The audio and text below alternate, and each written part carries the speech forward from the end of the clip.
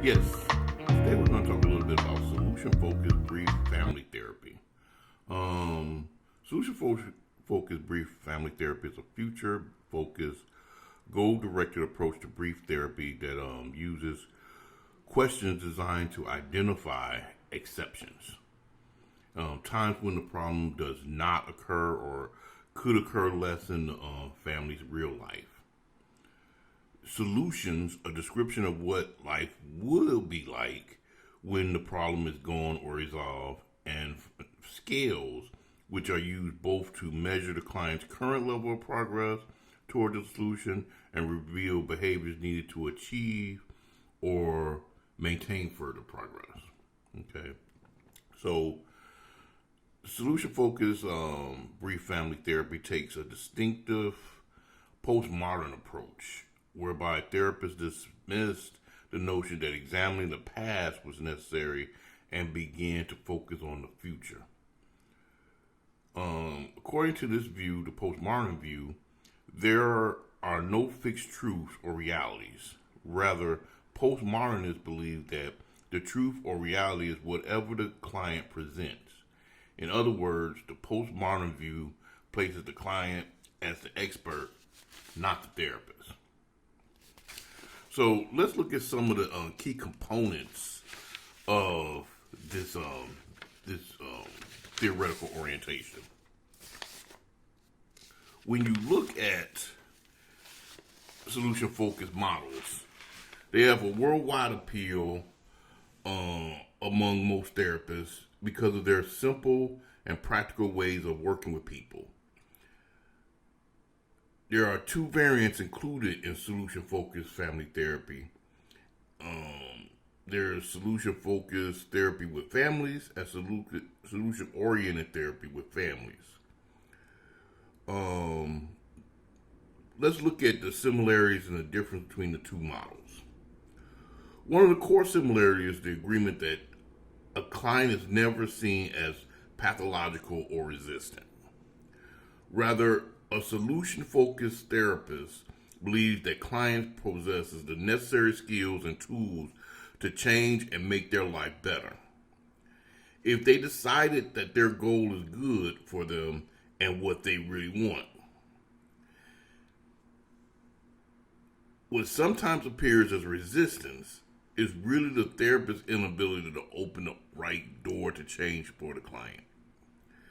There is no such thing as a resistant client, only an inflexible one, according to a solution-focused family therapist. If a client does not change after a task is developed between the therapist and the client, for example, the therapist should assume that the therapist, must have not understood what the client was trying to achieve, not the other way around. Both models paid a great deal of attention to the client's motivation level. There are three types of clients: visitors, complainers, and customers. And each provide insight into the client's motivational level. In general, visitors come to therapy involuntarily and are not looking for help. With these clients, the therapist's role is to demonstrate how the client might benefit from the session. A complainer, on the other hand, is a client who had decided to seek help for a problem. However, complainers lack clarity and are unsure how to work toward a solution. Therapists need to help complainers to construct attainable goals and to view exceptions to their problems. And finally, there are customers. And customers have constructed clear goals and are actively working toward them. When working with customers, the therapist's role is to provide them with additional support. Although both solution-focused and solution-oriented models share many of the same beliefs and assumptions, the two are different in part because their founders come from different orientations, personally and professionally.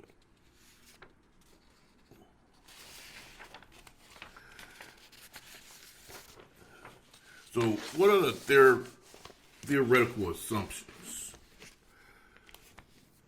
The theoretical assumptions of solution-focused family therapy. There are 10, and I'm going to go over the 10 right now. First, number one, the clients have resources and strength to resolve complaints. Number two, change is constant. 3, the therapist's job is to identify and amplify change. 4, it is usually unnecessary to know a great deal about the complaint in order to resolve it. 5, it is not necessary to know the cause or function of a complaint or to resolve it. 6, a small change is all that is necessary. A change in one part of the system can affect change in another part of the system. 7, clients define the goal. 8, rapid change or resolution of a problem is possible. 9, there is no one right way to view things. Different views may be just as valid and may fit the facts just as well. 10, focus on what is possible and changeable rather than what is impossible and intractable. View of the family and the client. Adhering to the theoretical assumptions of this model, solution-focused family therapists do not go into therapy sessions with a preconceived notion about what a client needs to change. They rely on the client's definition of what the problem is.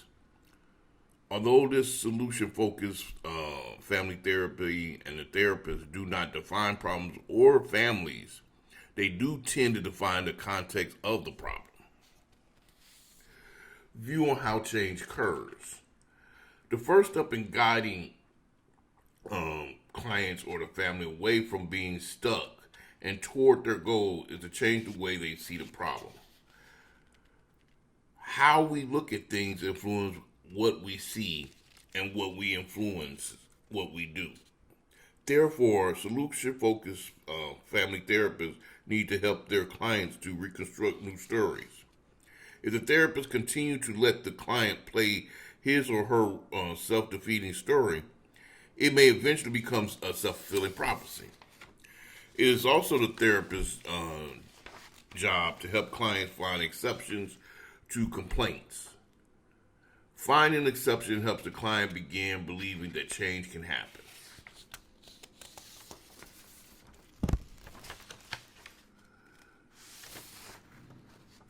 When it comes to the therapist's role, there are certain techniques and things that the therapist can do. Some of the interventions. Adhering to their role, therapists rely on the use of techniques or interventions to guide the client toward change. Solution-focused therapists are composed of 2 main tools or strategies: questions and interviewing techniques. Questions are designed to help clients focus on exceptions and make presumptions about future actions while building a positive outlook and encouraging achievement. Interviewing techniques serve to validate concerns and assist clients in experiencing significant shifts in their thinking about their situation and their solutions. The initial technique in this form of therapeutic approach is questioning. The questions used in solution-focused family therapy can be categorized into 3 main types: the miracle question, exception-finding questions, and scaling questions. Miracle questions is perhaps the single most important intervention in the solution-focused model. The miracle question asks the client to begin to think about what things would be like if the problem no longer existed, and instead a miracle occurs. In other words, the miracle question seeks to assess the client's preferred future. The miracle question encourages clients to assume that their lives will get better and provides them with interpretive lens for seeing their lives in a new way. A good example of this would be if you ever watched the show WandaVision. WandaVision is what the miracle question will look like if it laid out and you could actually do it. Now I know there's some things that went wrong in WandaVision, but when you read the context, that's what the miracle question is about. Exception finding questions. Exception finding questions ask clients to think about times when their troubles were or are less severe, less frequent, or altogether absent from their lives. This formal question assumes that there will be an exception to be remembered. Exception finding questions are designed to open up the door to possibilities. These types of questions can help also with helping to emphasize how clients are already managing their problems and how they might be able to build on their current success in the future. Some examples of exception finding questions are: take me back to a time when you and your wife got along slightly better. Tell me about a time when things went slightly better for you in school. Please tell me how you have been able to cope up to now with this situation. Another one is be like, between our last session today, did you notice any times when the problem was less severe or frequent? So those are examples of exception finding questions. Scaling questions, on the other hand, are often considered the workhorses of the solution focused family therapy model because they are helpful in moving the client from the definition of the goal to the resolution of the goal. Normally, scaling questions ask clients to rate where they feel they are on a scale of 1 to 10. On the scale, 1 usually represent the worst that things have been, and 10 represent what life would be like after the miracle. Some examples of scaling questions include setting goals, measuring the magnitude of the problem on the client's life. Oftentimes, when working with families, differences will emerge among family members' responses to the scaling question. For example, a mom might be concerned that divorce has affected her daughter's life in a very negative way. After being asked the scaling question, the daughter reveals that she is on a 6 on the scale. The mother thought the daughter's score would be much lower, giving relief to the mother and a chance for the daughter to reveal that she is thankful her parents divorced because the quarreling was very chaotic for her. When differences in rating or responses emerge, usually the therapist should encourage clients to dialogue about their different views. The therapist should also assist families in exploring these differences because they often highlight important clues to both increase and maintain progress. When you look at interviewing techniques, solution-focused family therapists interviewing the client with curiosity helps to shift the manner in which the client views the current situation. Ideas, not techniques. Solution-focused therapists do not use techniques with clients, unlike other models such as cognitive behavioral therapy or structural therapy. Instead, they see solution focus as a mindset, believing that clients have expertise in therapy as a context for discovery, such as expertise. The solution focused family therapist, therefore, validates the client's experience and promotes the client's suggestions for change based on what the client desires. The ideas of the model involve discovering what the client wants to achieve. One question that therapists use to help define the client's complaint and then the solution might be, what do we need to talk about today to enable you to feel that this meeting has been worthwhile? This allows the client to state you up front what he or she wishes to discuss. The beginning premise of the solution focused approach provide the client with a tool to move quickly to the heart of the issue that is most important to the client. Another technique that is used is problem-free talk. Problem-free talk, the idea of problem-free talk is often overlooked, but is an integral part of solution-focused family therapy because it is a useful technique for eliciting resources. A solution-focused family therapist presented with a client who needs to vent about problems will listen attentively, inserting problem-free words such as, "So, you want things to be better. How would that look when it begins to happen?" This helps the client to begin to abandon the problem-focused thinking for solution-focused thinking.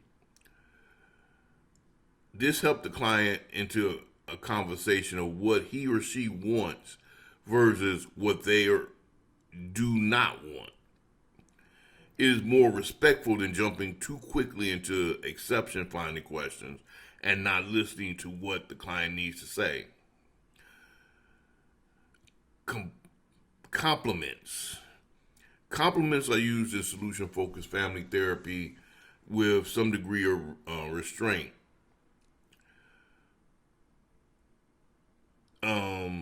Compliments are usually constructed using a 5-step procedure. And the 5 steps are: the therapist begins by issuing a normalizing statement, something in effect of, "It makes sense to me that you are concerned about your children after the divorce. You are committed to be such a thoughtful mother."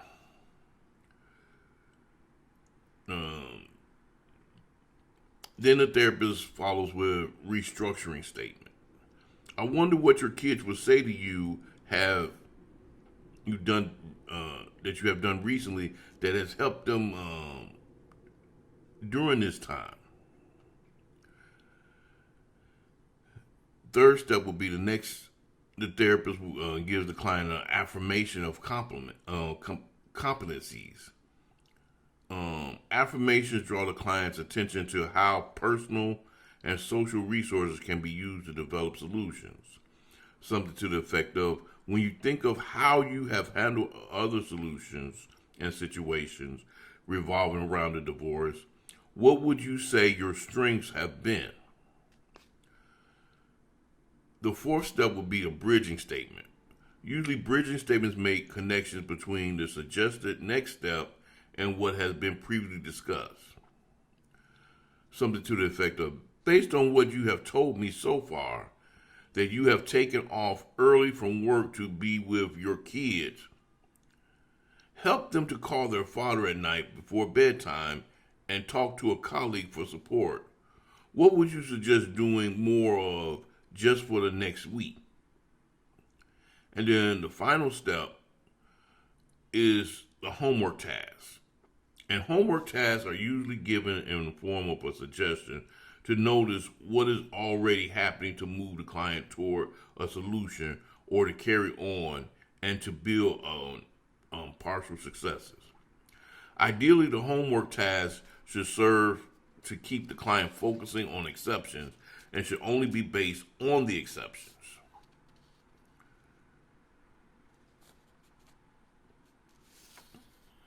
So that's a quick overview of solution-focused family therapy.